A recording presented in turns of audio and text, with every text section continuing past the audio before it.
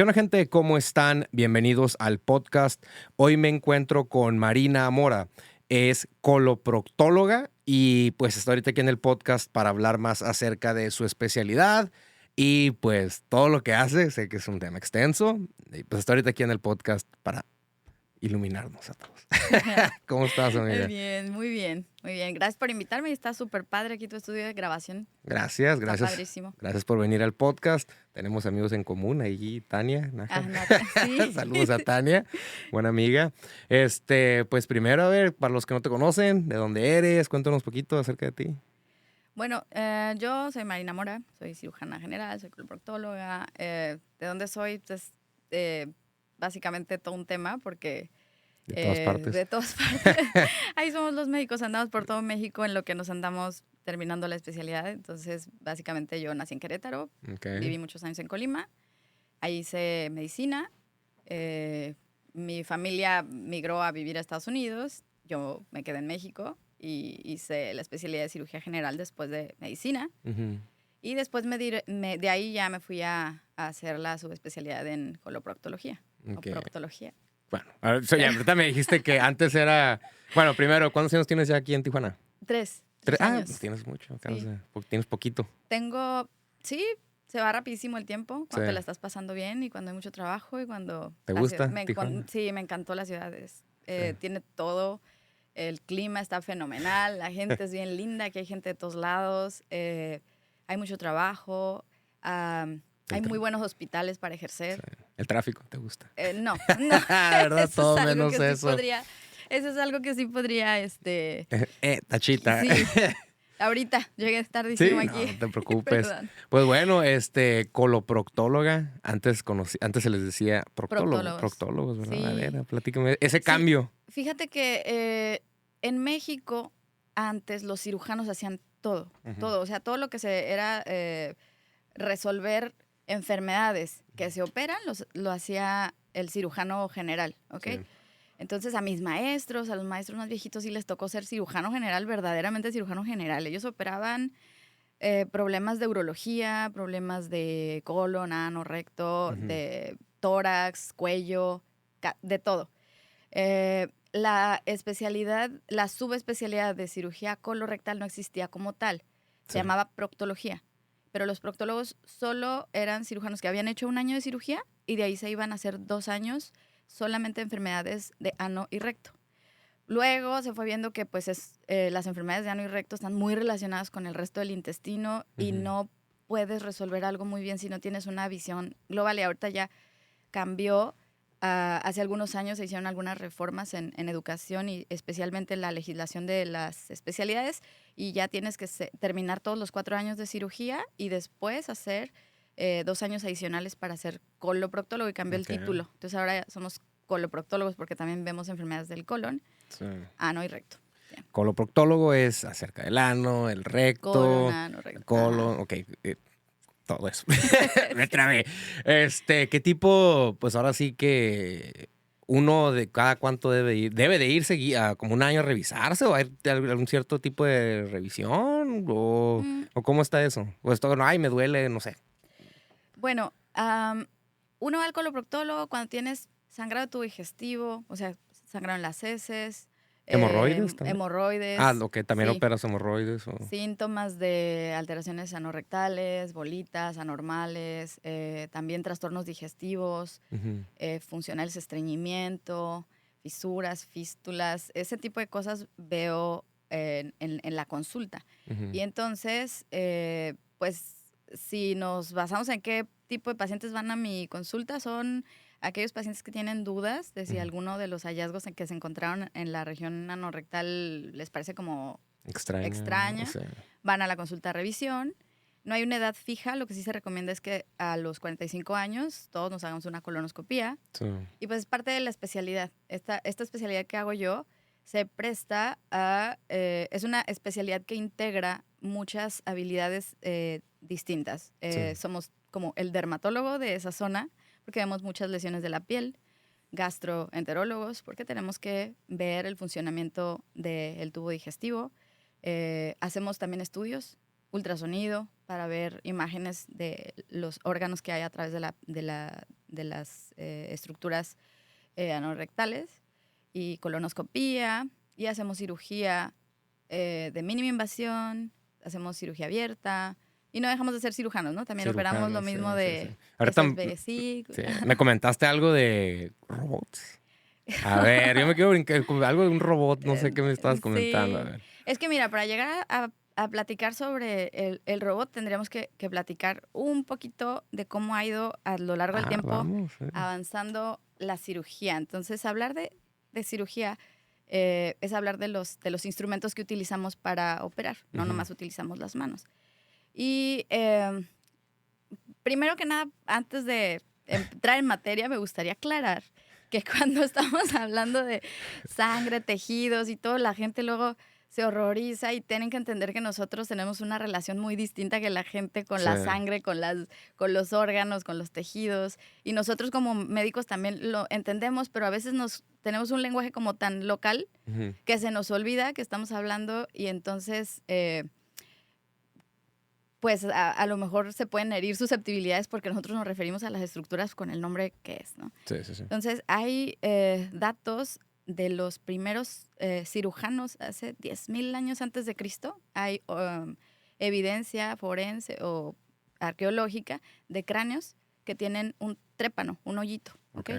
Eso quiere decir que 10,000 años antes de Cristo había un par de cavernícolas, a uno de ellos le cayó una piedra o se cayó, tuvo alguna lesión, convulsionó y hubo otro con él que dijo, tal vez si le hago un hoyo en el cráneo a este tipo, deja de convulsionar, y le funcionó. Pensamiento quirúrgico prehistórico, ¿no? Ahora sí que es como la evidencia que hay de los primeros abordajes del ser humano con invadir otro cuerpo. Entonces, lo vemos distinto, hay que ver que todo lo que nosotros hacemos en otros seres humanos, si lo hiciéramos sin consentimiento y sin un fin objetivo, sería un delito, ¿no? O sea, claro, sí. Agredimos el cuerpo, abrimos piel, vemos sangre, etcétera, etcétera, ¿no? Entonces, luego todo fue evolucionando. Después de eso ya hubo registro de los primeros cirujanos. No eran nada respetados. La cirugía en la época antigua, operar a una persona era como un acto de circo. O sea, los cirujanos no era una profesión, era más bien como ser influencer ahora. Era algo de moda. Ellos eran barberos o carniceros e iban de ciudad en ciudad haciendo cirugías en público. Cobraban para que las demás personas se metieran a ver cómo amputaban una pierna, cómo quitan. Sí. Y ponían sus carpas y entonces no existía la anestesia, no existían las nociones básicas de conservar estéril los tejidos que agarraban. Así que eran unos espectáculos bárbaros de 3 personas agarrando al que iban a operar y el cirujano haciendo la cirugía en 30 segundos. De hecho, carniceros de cuenta. Sí, tal cual. De hecho, ahí está leyendo un libro se llama The Butchering Art. Me encanta ese libro porque habla, te lo narra como si fuera una película de una cirugía que tuvo el 300% de mortalidad porque había que hacer una amputación y entonces tenían que contratar a gente fuerte para que agarrara a los pacientes. Y el cirujano era tan rápido que amputó la pierna en 30 segundos, pero también los dedos de los que le estaban agarrando también. Y entonces se murieron los 3, por eso es la única cirugía registrada con el 300% de mortalidad.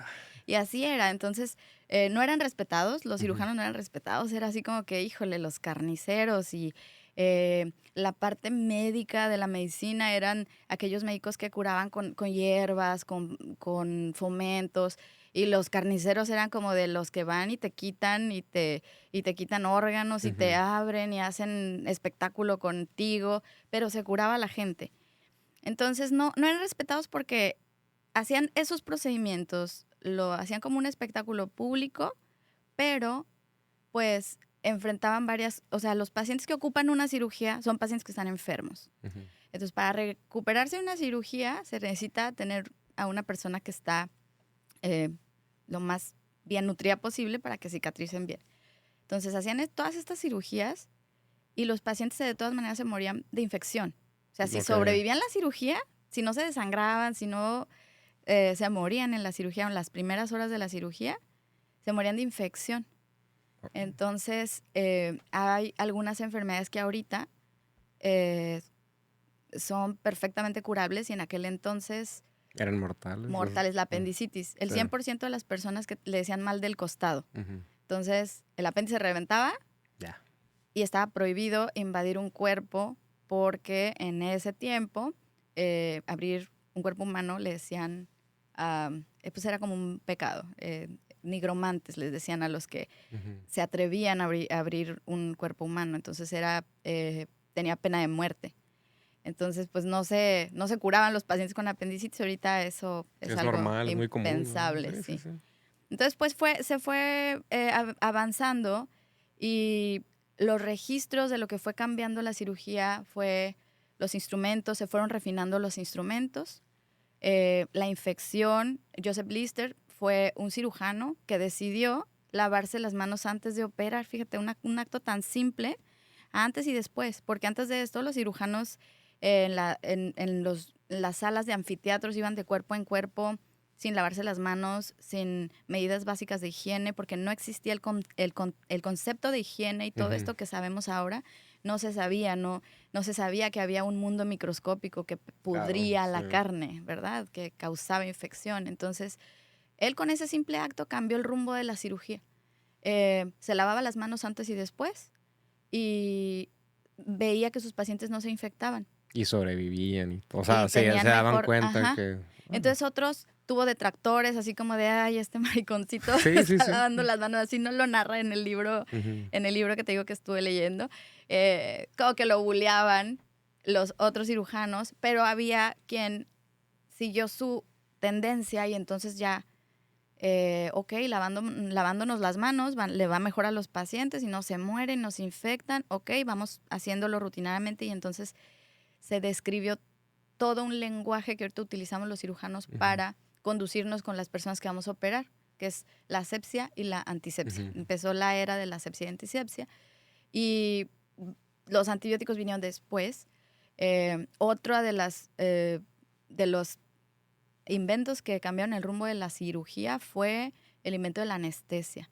Sí, me imagino. Porque antes de eso, te digo, espectáculo de circo, el paciente gritando. Una muela o algo, me imagino. Sí, los dientes, sí, bueno, pues, o sea, no podríamos ni siquiera imaginarnos ahorita lo que tenía que enfrentar una persona que tenía una hernia en aquel entonces, que tenía gangrena en la pierna, que tenía una muela picada, todo lo que alguna vez nos ha pasado a más de uno, por eso la esperanza de vida era tan corta en aquel entonces. Entonces, resulta que el doctor Morton se le ocurrió utilizar un gas que en los trabajadores de cierto laboratorio les causaba como narcolepsia, o sea, como que estaban así en automático, mientras más estaban en ese laboratorio. Entonces, lo utilizó para dormir un paciente con un trapito, así tal cual. Le hicieron el procedimiento, el paciente no se movió y fue wow. O sea, está sellada la primer sala donde hubo un paciente que se realizó un procedimiento bajo anestesia. Y entonces ya teníamos el conocimiento de cómo no infectar el cuerpo, teníamos también cómo hacerlo sin que el paciente le doliera. Y esos fueron inventos, o bueno, descubrimientos, porque dicen que no inventamos nada, descubrimos cosas que ya están, nada más utilización que ya nos permitió tener acceso al cuerpo. Y entonces ya vino la era de grandes cirujanos. En Europa los tratan los cirujanos como si fueran como los futbolistas, los fichan. De que el cirujano, fulanito de tal, nombre y apellido, lo van haciendo famoso, lo rankean y es como que toda una infraestructura para grabar las cirugías de esa persona. Y para nosotros, nuestro lenguaje entre cirujanos es como un rockstar, ¿no? Este doctor es buenísimo, es muy famoso, publican, describen técnicas, empiezan a hacer cirugías muy grandes, quitar pulmones, quitar hígado, quitar estómago, cortar una parte del intestino, volverlo a unir, y que el paciente sobreviva después, le vaya bien, tenga buena función. Empiezan a describirse una cantidad impresionante de cirugías, de todo, de abdomen, de tórax, de cuello, de cabeza, de tejidos blandos. Y entonces viene la época de los grandes cirujanos, grandes incisiones y había heridas enormes para quitar un riñón, etcétera. Y todo iba bien. A nuestros papás les tocó vivir esa época, a nuestros abuelos. No sé si tendrás algún vecino que tenga una heridota gigantesca para la vesícula. Sí. Eso era la época esta. Y una vez que se inventó la cirugía laparoscópica es porque alguien tuvo una idea de hacer una pequeña herida y poner ahí un tubito y a través de ese tubito meter una cámara y ver los órganos del interior del cuerpo y por otros tubitos meter pinzas y entonces manipular por dentro los órganos para hacer la misma cirugía que haríamos abriendo completamente la piel, la grasa, los músculos y teniendo acceso a los órganos. Y entonces viene la época de la cirugía laparoscópica. Eso es lo que hacemos en la cirugía laparoscópica. Voy a tratar de mi página de Instagram poner videitos que... Para que vean. Ajá, sí, para poner en imágenes esto que estoy narrando aquí. Y entonces es la cirugía laparoscópica, metemos una cámara y en 3 segundos ya estamos viendo el hígado abajo descansando y moviéndose los intestinos, el intestino delgado, el intestino grueso. Vemos por allá arriba del hígado el corazón latiendo a través del diafragma, que es el músculo que separa los pulmones de la cavidad abdominal. Vemos el vaso, vemos todo. Y con pequeñas pinzas comenzamos a tomar estos órganos y a manipular y hacer la cirugía. Y entonces el reto ahí es que cuando tú estás haciendo cirugía laparoscópica no estás tocando con tus manos o con instrumentos manuales esos órganos, sino que tienes que transmitir tus habilidades a un par de argollas, que son las pinzas, y que esto se repita en la punta. O sea, la punta tiene 2 pequeños ramitas y con estas ir haciendo todo. Entonces es difícil. Siendo cirujano con más de 3,000 horas de cirugía laparoscópica, si alguien que no sabe de cirugía te ve operar y ve ese video de una cirugía así, va a decir, ¿por qué no simplemente agarra esto y lo corta y ya se ve todo torpe? Porque es difícil hacerlo mientras el paciente está respirando, mientras manipulas estas pinzas. ¿Qué tan largas son las pinzas más o menos? ¿Si están muy largas? Miden 30 centímetros más o menos, pero si el paciente es obeso, en la cirugía bariátrica usan pinzas que compensen el exceso de panícula de grasa, más largas. Entonces es así. Entonces la ergonomía está difícil porque operas como de lado, no operas con hacia adelante, enfrente de ti, sino que... Ajá, pero sí, entiendo. De ladito. Sí, entonces con mucho cuidado para no lesionar órganos, con mucho cuidado para no traccionar de más, no desgarrar, no ir a causar un sangrado. Es difícil. ¿Y cuántas horas puede durar una cirugía de esas, tú estando haciendo ese movimiento? Lo que pasa es que con estas cirugías tú puedes hacer todo. Tú puedes enrollar el estómago alrededor del esófago para curar la enfermedad de reflujo, por ejemplo, o puedes quitar la vesícula, o puedes quitar el útero, o puedes quitar una parte del intestino grueso. Y depende de la técnica descrita para cada uno, es el tiempo. Por ejemplo, quitar una vesícula son entre 15 minutos y 1 hora, más o menos. Eso es lo que... Pero 1 hora estando... Ajá. Sí, 1 hora tú estando manipulando, cortando, ligando, fulgurando, secando, y otra persona igual de incómoda que tú, del otro lado, deteniendo la cámara y camareándote. O sea, aquí, por ejemplo, pues tenemos el camarógrafo que está fijo. Aquí se llama tripié. Sí, porque yo estoy aquí, porque tú estás ahí, y entonces no nos podemos, no tienes que estar moviéndolo. Pero en la cirugía es como de, dame visión de lado, y entonces el camarógrafo gira su mano para que te veas el órgano del lado, y luego del otro lado. O sea, es como no sé cómo decirlo. O sea, equipo. Sí, un equipo. Es un equipo, por eso se llama equipo quirúrgico. Sí. La persona que camarea tiene que saber casi lo mismo que tú, porque se tiene que anticipar a tus pasos, debe seguirte el ritmo, debe saber si hay una complicación y entonces todo el mundo va a agilizar. Debe saber si ya vas a terminar para ir dando indicaciones a lo que sigue. Sí. Entonces todo funciona como un equipo, ¿ok?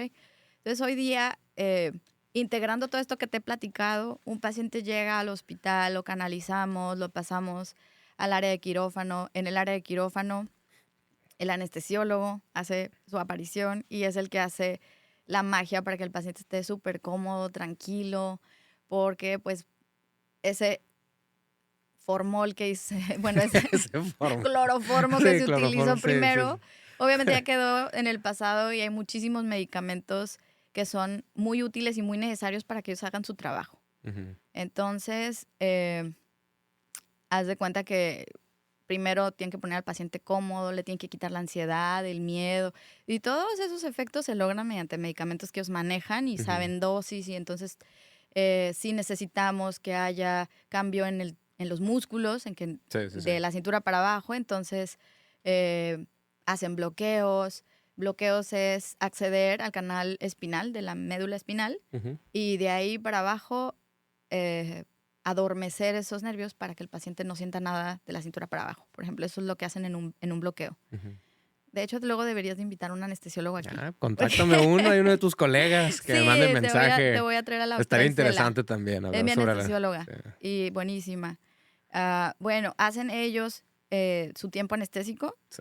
Una vez que está el paciente ya posicionado, está cómodo, entonces ya nosotros preparamos la piel del paciente porque bajo estos principios de asepsia y antisepsia debe haber antisépticos en la piel que vamos a abrir, debe estar libre de vello, etcétera. Ujú. Entonces preparamos al paciente, lo cubrimos con campos estériles, nos vestimos nosotros con una bata estéril, guantes, cubrebocas, gorro, y todo esto es para evitar la Se contaminación. lavan, así veo Nos videos lavamos, sí, he visto videos. exacto. Y fíjate que chistoso porque la cirugía de Procto es al revés. La cirugía de Procto es el lavado ese quirúrgico que ves, lo hacemos después de la cirugía. ¿Cómo? ¿No es antes? Es a la inversa. El Órale. Procto es a la inversa. Ok, Porque vamos de lo contaminado a lo no contaminado. Entonces, ok. trabajamos un área contaminada y los principios cambian un poquito. Ujú. Pero pues ya, nos lavamos, cubrimos al paciente, cerramos el campo quirúrgico y esas fotos que ven de muchos equipos quirúrgicos Ujú. trabajando y toda esa tela tiene una función. La función es aislar el área que estamos invadiendo el paciente para disminuir el riesgo de colonización con bacterias y de infección después de la cirugía. El flujo de aire de los quirófanos es laminar, es de arriba para abajo, o sea, el aire viene de arriba para abajo, también para que O no sea, todo haya tiene un porqué. partículas, todo, la luz, el tipo También. de luz, que Ujú. no tiene que dispersar la luz, no es como estas lámparas, la luz se concentra en un lugar, o sea, están, Sí. ajá. La luz, el acomodo del paciente con respecto a los cirujanos. En algunas cirugías el cirujano siempre va del lado derecho, en algunas es del lado izquierdo. Todo es un Como una lenguaje, orquesta, todos tienen sí, sí, una ¿verdad? Una función función. y todos tienen que hablar el mismo lenguaje y disminuir el riesgo de contaminar al paciente hablando el mismo lenguaje. Ujú. Muchas veces pacientes me dicen, ¿puedo entrar yo a la cirugía? Imagínate tener que capacitar con todo esto a una persona que no lo entiende y puede fácilmente contaminar esto, ¿no? Claro. Tocar algo que no debe tocar. Enfermería, cuando te deja todos los instrumentos abiertos en su mesa, estos están cuidados con campos estériles y nadie los puede tocar. Ya esos instrumentos vienen de estar estériles a Sí. estar en una mesa en donde se deben acomodar también de una forma que es como una orquesta. O sea, primero vas a utilizar un instrumento, luego otro, y entonces ellas O sea, hacen su llevan un acomodo. orden, no así nomás a lo. Sí, Órale, ok, sí. Por eso es una especialidad de enfermería quirúrgica. ok. ¿Sí? Y bueno, ya hay esto, el tipo de cirugía que vas a hacer, acomodas al paciente, si va a ser una cirugía laparoscópica, que ya estamos tocando ese tema, hacemos una pequeña herida en el ombligo y metemos el primer puerto, que es un Ujú. tubito. Y a través de ese puerto entra la cámara. Y entonces ya en la pantalla o pantallas que tenemos en el quirófano, pues vamos viendo y hacemos la primera parte de la cirugía, que es explorar. Ahí exploramos, acomodamos y metemos el resto de trócares Ujú. para, con las pinzas, empezar a hacer la técnica quirúrgica descrita para esa cirugía.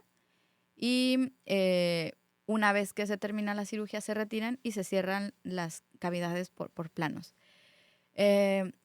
Un cirujano puede tardarse 15 minutos o 2 horas y el tiempo no habla de la calidad de cirujano.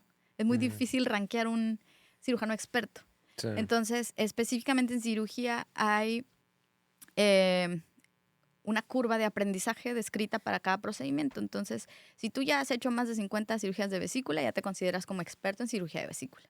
Antes de eso, todavía estás en tu curva de aprendizaje. Claro, sí. Sí, porque tienes que haber memorizado y sistematizado en tu mente todos los pasos. Y también una de las cosas que yo lo veo en el caso de Tania, que luchan contra la gente que no está capacitada para hacer cirugía estética, es que sepas identificar y tratar una complicación. Eso es lo que te hace realmente experto en manejo de enfermedades, no saber hacer la técnica.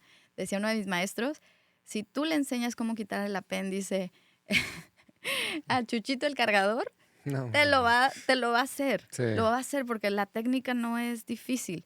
Y le puedes decir, córtale aquí, etcétera, etcétera. Pero lo que nos hace cirujanos es saber identificar y tratar una complicación e improvisar si encuentras otra cosa en esta cirugía, ¿ok? Metiste los puertos, metiste la cámara y encontraste que el apéndice sí está reventado, pero también hay un tumor. Daño o algo, otra cosa. Y entonces, ¿qué? Pues también tienes que saber operar este tumor porque ya entraste, ¿no? O tener en mente una conducta de qué se hace en esas circunstancias. Eso es lo que te da el entrenamiento de cuando te vas a los lugares en donde hacemos la especialidad o los cursos de alta especialidad, la repetición, estar viendo pacientes, estás al lado de cirujanos expertos que te van enseñando y con paciencia te van diciendo, a veces no con tanta paciencia, a veces no te tienen paciencia, Sí. como en todos los trabajos también, pero eso es lo que te da el entrenamiento. Y bueno, esta ergonomía siempre fue como el coco de la cirugía laparoscópica y entonces viene el hecho de que estas pinzas que en la punta son así y tú trabajas, ¿esto es podcast en audio nada más o es Audio también y video, ¿no? Esta es tu cámara de aquí. Ah, bien. Ok, la pinza es recta Sí. y tiene este movimiento o gira, ¿ok? Ujú. No tiene el movimiento de nuestras manos, que es esto. La rotación de las muñecas es un movimiento que pudiera parecer muy simple, pero es demasiado útil o indispensable para hacer una cirugía. O sea, es como que cuando suturas mueves tu muñeca, cuando traccionas los órganos de un lado, los quieres movilizar para poder tener mejor visión. Y las los pinzas nada mueves. más. Estas nada más ¿Y no se hacen mueven esto. entonces? No se mueven. Tú no. haces el movimiento con la mano. Tú lo compensas o buscas otro ángulo o incluso tienes que hacer otra incisión para que la pinza entre en diferente ángulo para hacer una cirugía. Entonces, esto es lo que ha cambiado la cirugía de robot. Ujú. La cirugía de Da Vinci es estos mismos instrumentos, pero con una muñeca. Ok. O sea, está articulado cada uno de los instrumentos que se utilizan para coagular, cortar, traccionar, o sea, tocar el tejido. Y esto es un gran avance porque el robot replica fielmente lo que haces tú con tus manos. Sí. Si es de cuenta que es con realidad virtual, entonces Ujú. tú te sientas en una consola, el paciente está al lado, hay un equipo quirúrgico que ya tiene al paciente vestido y puso unos trócares, igualito que en cirugía laparoscópica. Sí. Ponen ahí los brazos del robot, lo embonan y en la consola que está a un lado, que pues no sé, trata de imaginártelo como estos, ¿cómo se llama? Las consolas de realidad virtual que hay en los lugares Sí. como de gamers. Ujú. Y estás ahí sentado y metes tu cabeza y lo que ves es lo que está mostrando la cámara que entró al paciente. ¿Sí? Entonces tienes tu visión de los órganos adentro y de repente metes tus manos abajo en unos dedales que están en tus dedos Sí. y metes al campo quirúrgico estas manos y ves cómo entran a tu campo visual las pinzas. Así que si tú haces esto, las pinzas hacen esto. Si tú haces esto, las pinzas hacen el movimiento de la muñeca.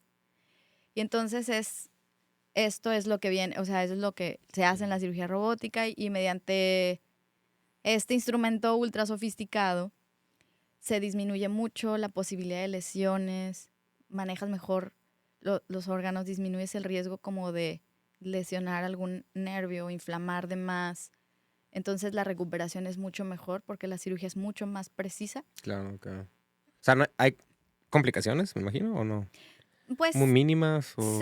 sí, o sea, sí puede haber complicaciones porque no se opera pacientes sanos. Operas tejido que está inflamado, Sí. a veces está lleno de pus, a veces está lleno de sangre, a veces está cambiada la anatomía por la misma enfermedad. Así que sí hay posibilidad, pero todos estos avances que te he narrado han disminuido demasiado el tiempo de recuperación después de una cirugía, la posibilidad de complicaciones, el dolor después de una cirugía y Ha disminuido, te refieres. sí, Okay. sí, o sea, si nosotros vemos los números o los porcentajes de complicaciones que había en cirugías abiertas y lo comparamos con las de cirugía laparoscópica, se desploman drásticamente. Y ahora con robot con más precisión, operando con más precisión, también, o sea, disminuye el riesgo de lesiones. Y entonces, por ejemplo, el robot ha tenido una debilidad, el costo. Es muy costoso. Si ya era costoso hacer una cirugía de no hacerla abierta, sino laparoscópica, ya le sumaba costo. Ahora pues, de robot es más. Es más. Sí, claro, porque pues es tecnología que... Sí. ¿Tú le das a escoger costoso. al paciente o no? O sea, ¿la puedo hacer de robot o tú le das esas opciones? Robot ¿O? laparoscópico y sí, tratamos de explicarles cuál es la ventaja y la desventaja. Yo quiero explicar que estoy en proceso de certificación de cirugía robótica. He estado en cirugías de robot, pero todavía no he hecho cirugías de robot yo. Tienes que hacer una certificación, que es un proceso. Horas tienes que cumplir. Horas simulador. Sí. En el simulador simulas movimientos, usas todos los instrumentos. Después tienes que estar en cirugías ayudando y después tienes que estar en cirugías tutoreada y ya después ya puedes hacerlo. ¿Tiene mucho este tipo de cirugías de robot o no? Tiene aproximadamente 5 años. Es que es distinto en todas las ciudades. En la Ciudad de México ya es tecnología que lleva 10, 15 años. Te debo el dato exacto de cuántos años, pero es relativamente reciente. Y no todos los centros hospitalarios lo tienen porque es sumamente costosa esa tecnología para cada hospital. Aquí en la ciudad de Tijuana hay robot en el Hospital Ángeles y en el Hospital del Prado. Y también los robots, pues son como los carros, ¿no? Son por tecnologías, van actualizándose. Sí, hay diferentes tipos de, o sea, modelos de robot. Entonces, sí, ese es el tema, pero sí, como va a funcionar es literalmente explicar ventajas y desventajas. Y hay cirugías que nosotros vemos que el paciente puede tener unos resultados bien espectaculares de que se recuperará en tiempo récord, su función será muy buena, etcétera. Y si lo hacemos por mínima invasión o si lo hacemos por robot. Y entonces hay que sugerirlo. ¿Es el futuro esto? ¿Crees que ya es el futuro? O sea, 20 años, 30 años ya todo sería así. Es el presente, pero está en el presente tardando en expandirse por la debilidad del costo. O sea, México no es un país en donde, en donde los sistemas de salud pública inviertan demasiado. Como en Estados Unidos es muy normal. Es como, es normal, ¿no? es el del día a día. O sea, programan una de robot, 7 cirugías de laparoscopía y tal vez una o que otra abierta. Y también en Estados Unidos depende de las ciudades, no todas las ciudades tienen estas técnicas, pero los centros grandes es su día a día. En Europa también. Y aquí en México tarda. Ahí va. Porque se van abatiendo los costos. También lo que sigue, aquí nada más hay un tipo de robot en México ahorita, que es el Da Vinci. Pero existen muchos tipos de robot en el mundo. Nada más que creo que tardan en llegar a México por la situación de las patentes. Okay. ¿Sí? Entonces, ya viene. Lo que sigue es que Medtronic creo que trae otro robot que se llama Hugo. Y pues hay robots canadienses, hay robots chinos, japoneses. Y el futuro es eso y la cirugía con endosnake, que es como una serpiente, como un colonoscopio, una cámara que entrará a través de los orificios naturales de los pacientes, ano, boca. Ya, dejen su imaginación. Ombligo. Sí. Y entonces, a través de esta como serpiente salen estos mismos instrumentos. Sí. Que el endosnake es una una maravilla de ver en videos. Voy a tratar de ponerlo en mis historias de Instagram. Pero sí, o sea, es el presente, pero es el presente costosísimo. Lento también, sí. Y Hay, aquí hay muchos, perdón, hay muchos médicos que están tomando esta especialidad, o sea, que hagan este tipo de cirugías de robot o todavía no. En las especialidades donde tiene más impacto es en urología, Okay. en gineco y en coloprocto. ¿Por qué? Sí. Porque operar ahí abajo el hueco pélvico, en donde están las estructuras que manejamos en estas especialidades, es difícil llegar ahí cuando haces una cirugía abierta. Y en la laparoscopía, los movimientos, como te decía, pueden llegar a ser un poquito difíciles. Entonces, la ultra precisión del robot trabajando en la pelvis es en donde tiene más impacto en que disminuyas el riesgo de lesionar los nervios que causan la erección, el control de la vejiga, el placer sexual, el movimiento de los intestinos. ¿Sí? Entonces, sí tiene mucho impacto y son las especialidades en donde más hay. Creo que aquí en Tijuana hay varios cirujanos que ya están certificados y ya están haciendo en su día a día cirugía robótica. Principalmente son ginecos y urólogos. Estamos en certificación. Bastantes de los coloproctólogos que vemos aquí, ya vemos aproximadamente 14. Y todos estamos tomando la certificación. Y en la Ciudad de México, pues es también, es de grandes ciudades, ¿no? Monterrey, México, Guadalajara, Tijuana. Qué interesante, la verdad. O sea, todo esto de los robots y pues tu carrera. Sé que tienes, saber qué más. A ver, cuéntame un poquito más de de tu especialidad. Todo lo que... Cierto. Bueno, esto de la cirugía es porque primero soy cirujana y ahora soy coloproctóloga y ahora veo problemas. Un poquito de todo, les dije al principio. Aquí un poquito de todo. Es que ha sido una vida, entonces. Sí. Ok, y bien, yo hice primero cirugía general y luego me fui a hacer la cirugía, la subespecialidad de colon ano recto. Ok. Entonces, los procedimientos que se hacen en mi especialidad es igual, como te decía, para poder ver de manera integral problemas del intestino grueso, o del colon, ¿no? Su nombre correcto es el colon. En coloproctología hacemos estudios de imagen, hacemos estudios invasivos, endoscópicos, o sea, la colonoscopía, y también hacemos cirugía de mínima invasión. Es decir, te voy a poner un ejemplo. Si tenemos un paciente con dolor abdominal crónico, sangrado en las evacuaciones, dolor está fijo en la parte inferior del abdomen, es un paciente súper comelón de carnes, el típico paciente del norte que le encantan las carnes, que es muy estreñido, que tiene ese dolor, pero aparte se agrega fiebre, postración. Entonces nosotros tenemos la visión integral de revisarlo y solicitar estudios de imagen, y suponiendo que todo va como en los libros, este paciente tiene altas posibilidades de en la tomografía tener una enfermedad diverticular. ¿Ok? La enfermedad diverticular es una condición del intestino grueso en donde se hacen unos pequeños chipotitos. Es como, decimos, herniaciones de la mucosa colónica, pero para tratar de ponerlo en cristiano. Mocosa, lo único que entendí. Mocosa. Sí, bueno, trata de imaginarte una llanta con chichones.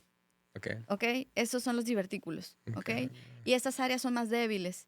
Entonces, en un paciente que tiene heces duras, que es muy estreñido, pues estas chichones o estas herniaciones pueden infectarse, inflamarse, infectarse y reventarse. Ay. Y entonces, el contenido de la materia fecal, que es muy alto en bacterias, sale a un lugar que tiene que ser estéril, que es el peritoneo, y causa complicaciones, ¿no? Abscesos intraabdominales. Entonces, ¿qué hacemos? Tratamos al paciente, medicamentos, antibiótico, ayuno.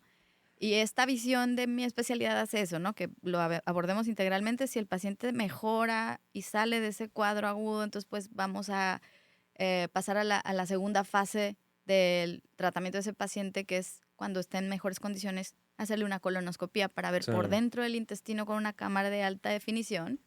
4K, 8K. Y vemos el 1.5 metros que mide aproximadamente el intestino grueso. Y entonces ya identificamos si hay una área que está muy afectada o que está cerrada porque el intestino intenta cicatrizar esas áreas que se inflaman. y a veces causa estenosis. Estenosis es que se cierra por cicatrices o está demasiado abscedado, etcétera. Y entonces podemos medir con la colonoscopía. Entonces, este estudio que es la colonoscopía, limpiamos todo el intestino, hacemos un lavado de intestino.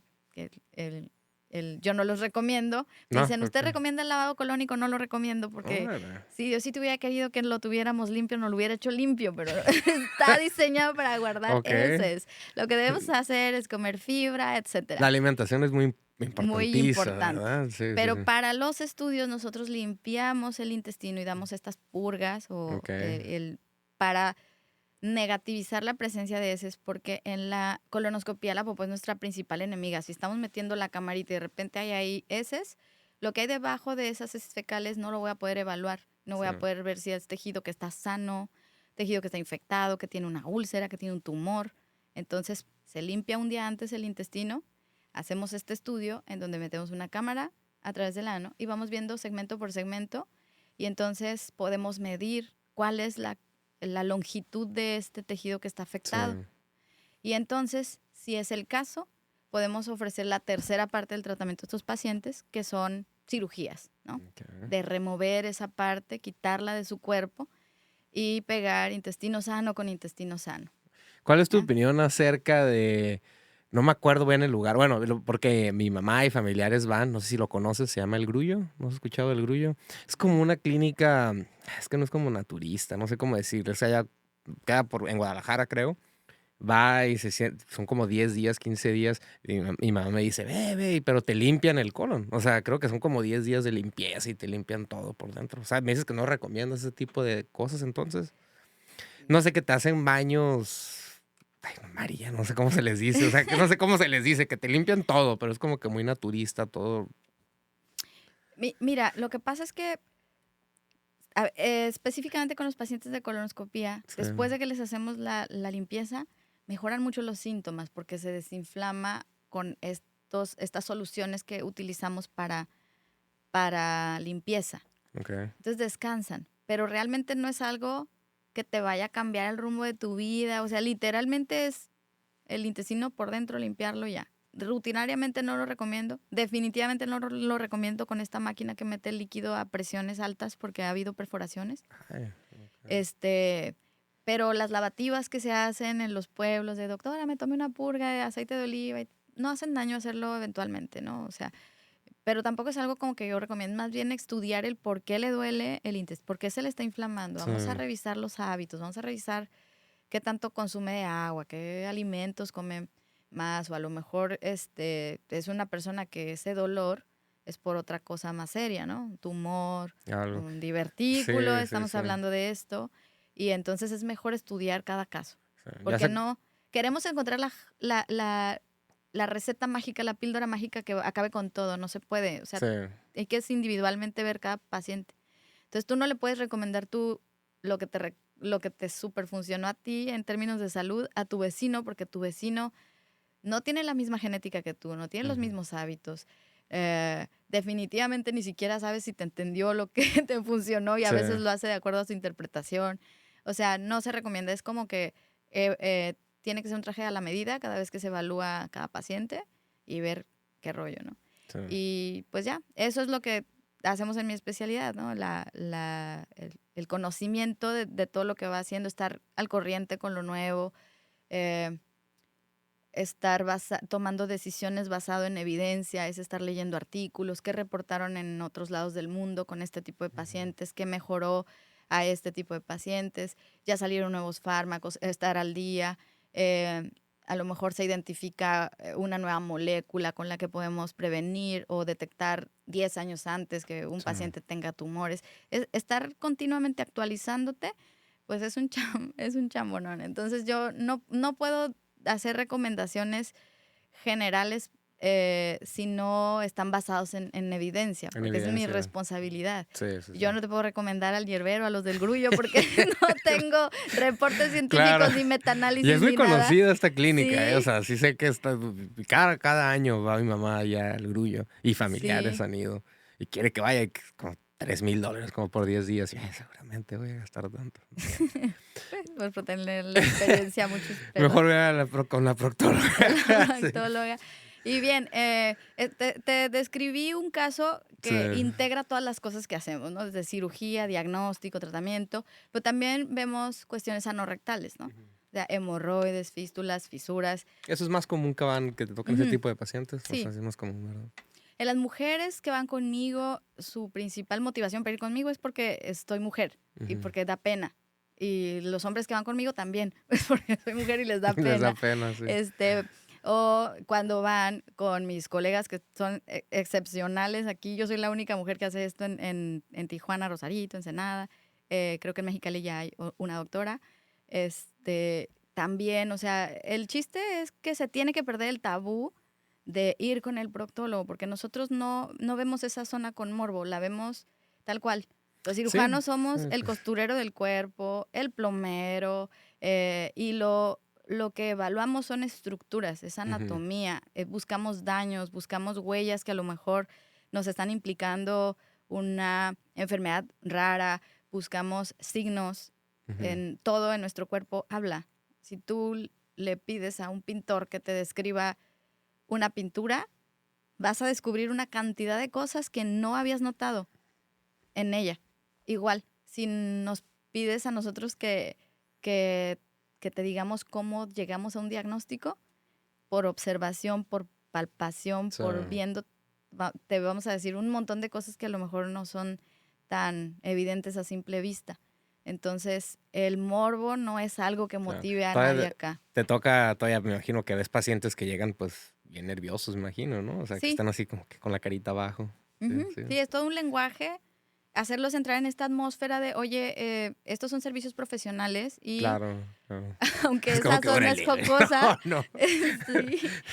siempre hay una forma de abordar de manera profesional. Entonces hay todo tipo de pacientes, desde los que llegan botaneándosela porque los obligaron a ir sus esposos, porque los sangraron en el baño, hasta las pacientes que no tienen nada, pero que tienen ansiedad de tener algo y no darse cuenta. Hay personas que que tienen fobia a enfermarse, es como que tienen una capacidad mutante de detectar cualquier granito en su cuerpo y es como que corren al médico.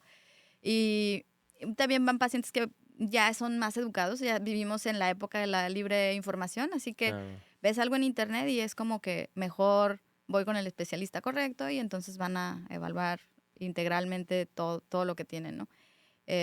Y sí, es todo un lenguaje para hacerlos entrar en confianza. O sea, ¿cómo?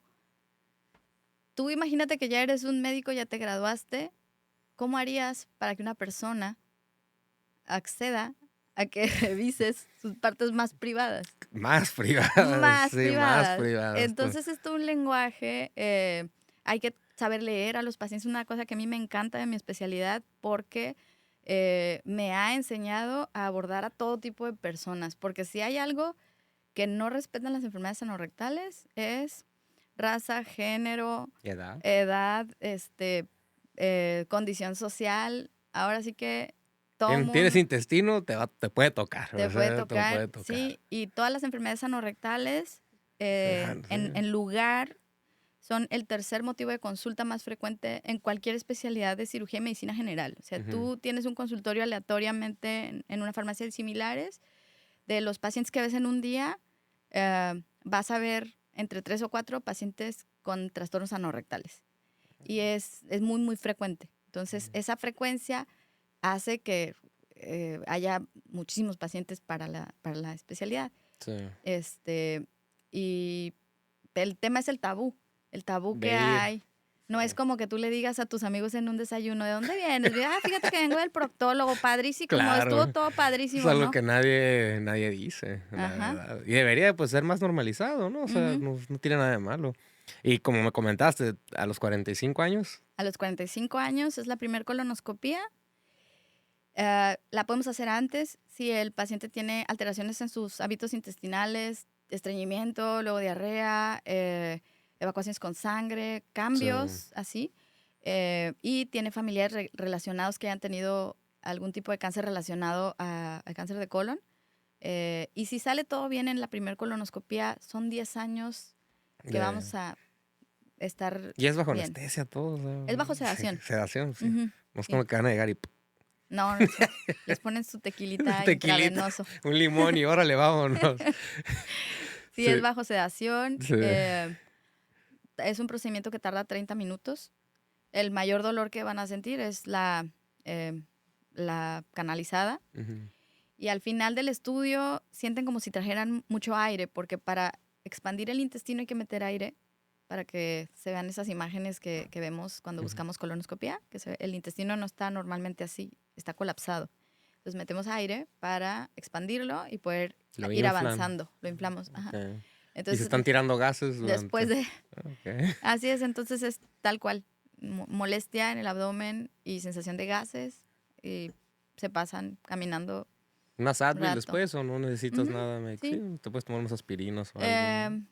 Damos algún antiespasmódico más Sí. bien, como la butiliocina, mebeberina, algún antiespasmódico Sí. así más o Ahorita menos. que estábamos hablando de las hemorroides, te quería preguntar, ¿qué opinas de Nixon y ese tipo de medicamentos? Como lo de los medicamentos homeopáticos, nunca le han hecho nada a nadie. Sí. O sea, es que el Nixon tiene 3 componentes Ujú. que sí son componentes activos para el manejo de enfermedad hemorroidal, Ujú. pero las dosis son súper bajitas. Haz de cuenta que tú te tomas un mejoralito de dosis pediátricas. Entonces, tienes Ruscus acureatus, que es un flebotónico, pero la dosis es muy, muy bajita. Entonces, para que una tableta de Nixon, o más bien para que el tratamiento con Nixon haga efecto, tendrían que tomarse una cantidad industrial de tabletas. Y tiene vitamina C y tiene un probiótico.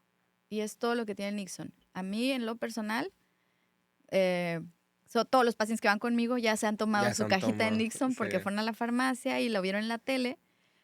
Pero no, si tienen mejoría es porque de todas maneras iban a mejorar aunque no se tomaran nada, la verdad, siendo honesta.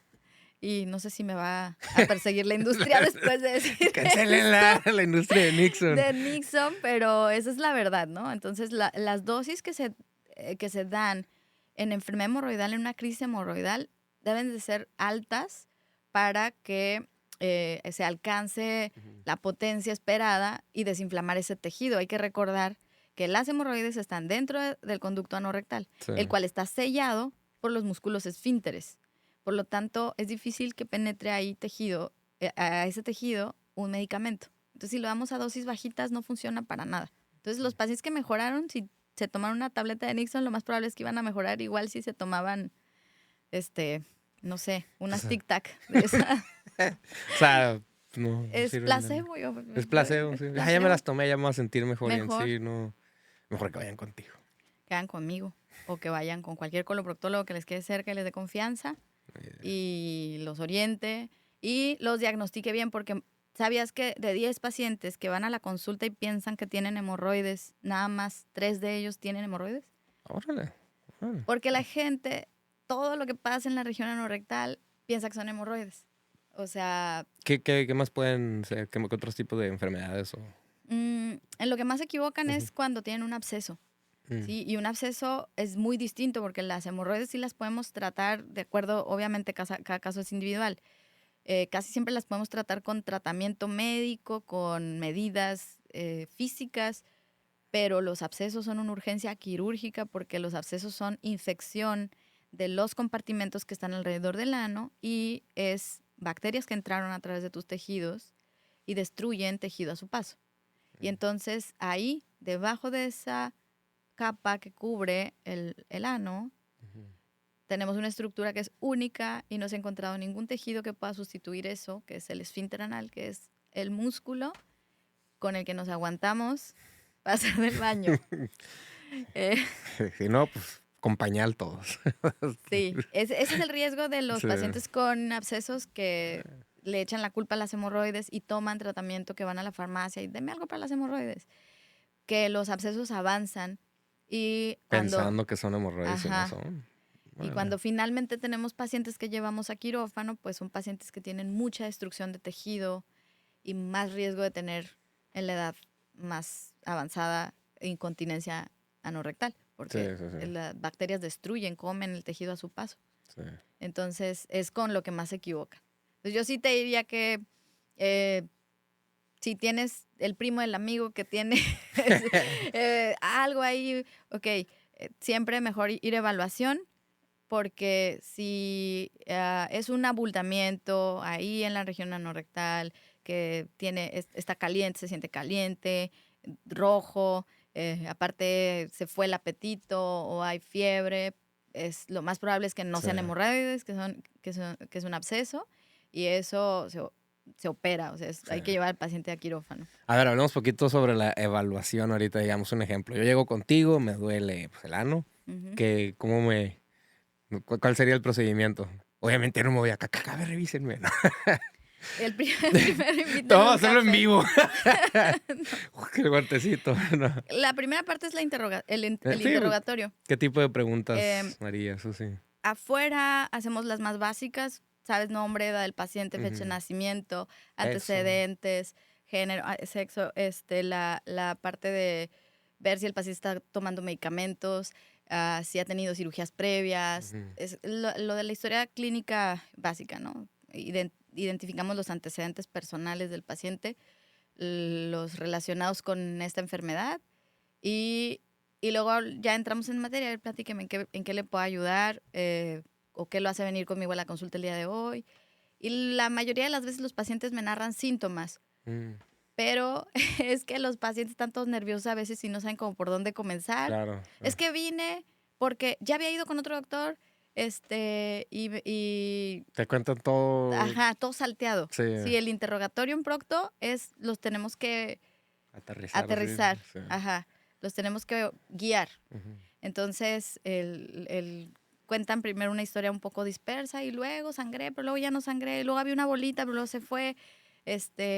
No creo que se haya nada malo, pero bueno, de todas maneras vine por si acaso.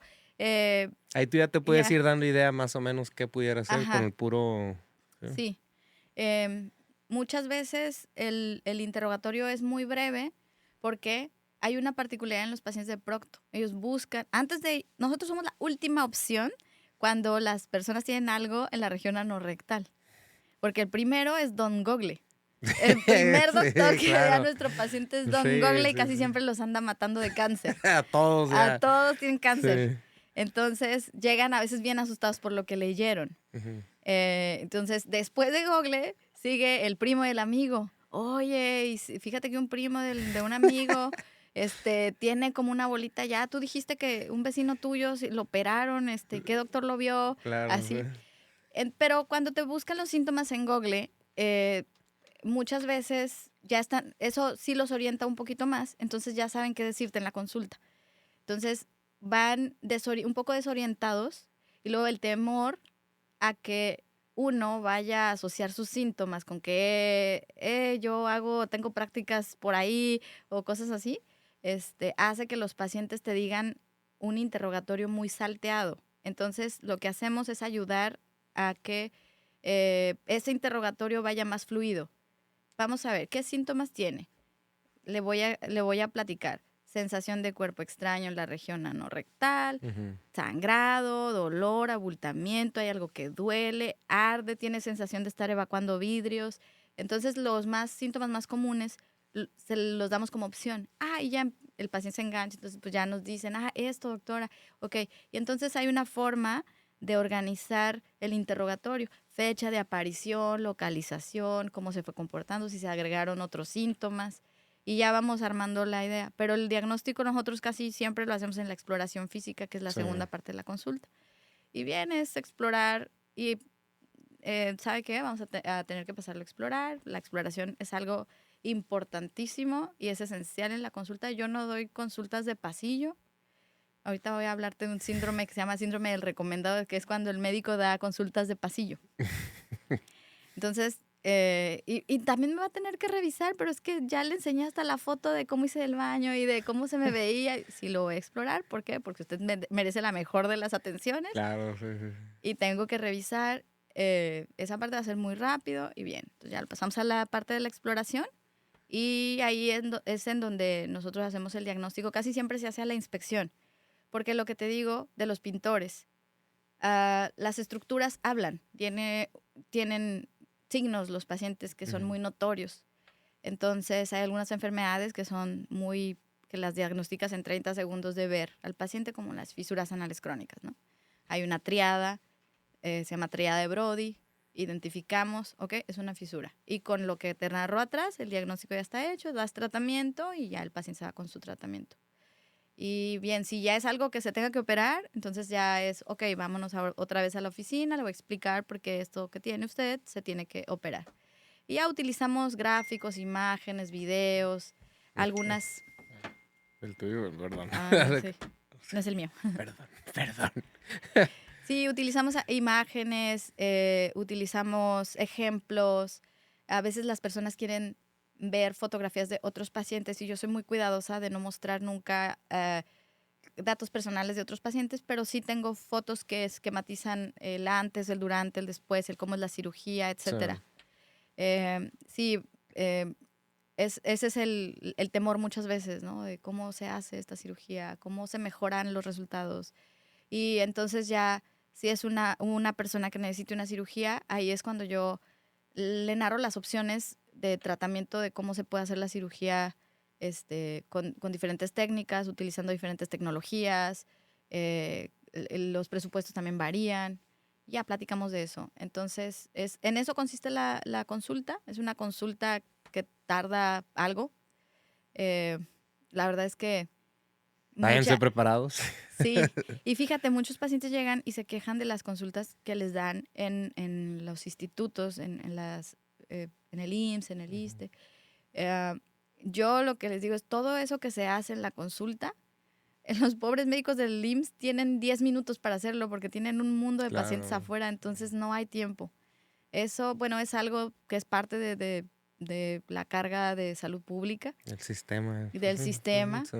Y no es que esté mal, es que tienen que optimizar demasiado sus tiempos para que fluya y para que pues no dan los tiempos de una institución para que puedan tener una consulta bien como tiene que ser. Entonces a veces no es tanto culpa, a veces sí, a veces agarraron al médico en el mal momento, pero esa es una de las principales motivos de consulta conmigo, es que fui con el doctor y ni siquiera me quiso explicar por qué me tiene que operar, nomás me dijo de la cirugía y yo, bueno, pues a lo mejor atrás de usted tenía 11 pacientes y ya estaba a punto de salir y todavía tenía que revisar pacientes operados en piso, o sea, esas cosas pueden pasar. Y pues ya, ese es más o menos como el modo de la consulta. Algunos casos sí se pueden resolver ahí en la consulta. Hay procedimientos de consultorio que se pueden hacer en algunos pacientes y ya explicamos al paciente, igual que tú que me diste un consentimiento informado aquí, sí. Firmar un consentimiento informado y ya se hacen procedimientos ahí en el consultorio. ¿Cómo ves? Muy bien. Es un tema muy extenso. Sé que algo más que le quieras agregar antes de cerrar el podcast, no sé, adelante. Pues lo único es incentivar a la población, a perder el tabú de ir a consulta con un coloproctólogo. No es normal tener sangrado en las heces. Eso... Ardor, dolor, nada de eso. No es normal. Principalmente, mira, desde el punto de vista que nosotros introducimos a través del conducto anorrectal un aparato rígido, flexible, que nos hace ver el interior de los órganos. Es sumamente difícil con este dispositivo causar un sangrado. Entonces, la mucosa es sumamente resistente. Así que cualquier cosa que haga que el colon sangre es porque tiene más fuerza adentro contra ese tejido que un colonoscopio que está avanzando a través de este tejido. Entonces, se necesita realmente que esté ocurriendo algo medio serio ahí para que haya un sangrado. Entonces, por eso es como el principal mensaje que me gustaría dejar aquí en tu podcast para las personas que no lo ignoren y que le den seguimiento. Aunque sea una consulta, los médicos generales, hay muy buenos médicos generales que saben que, ok, vamos a dar tratamiento, pero si se repite, entonces vamos a enviar al paciente a colonoscopía, porque es lo que está indicado. Y bien, ese es como el principal mensaje, perder el tabú de ir al coloproctólogo y tener lo básico que es una dieta rica en fibra, que la gente le tiene que perder el miedo a la Coman frutas y verdura. verduras. Sí. Las verduras, sí, sí, Tiene que sí. tener una dieta sana, tiene que dormir bien. Las recomendaciones más básicas de hábitos sanos que realmente siguen vigentes porque Que la muchos sabemos prevención, y sí, ignoramos. y la prevención siempre va a ser mejor que el tratamiento. Eso es Ujú. lo que decimos nosotros, los tratamientos se escogen en primer lugar las conductas mejorando hábitos, ¿sí? Porque eso es prevención, es medicina preventiva, es más fácil, es más barata, etcétera. Y cuando ya tenemos que dar un tratamiento, siempre escogemos en base a lo menos invasivo, a lo más invasivo, lo menos caro, a lo más caro, etcétera. Así se toman las decisiones de tratamiento en pacientes. Entonces, lo primero es que consuman suficiente cantidad de agua, que descansen.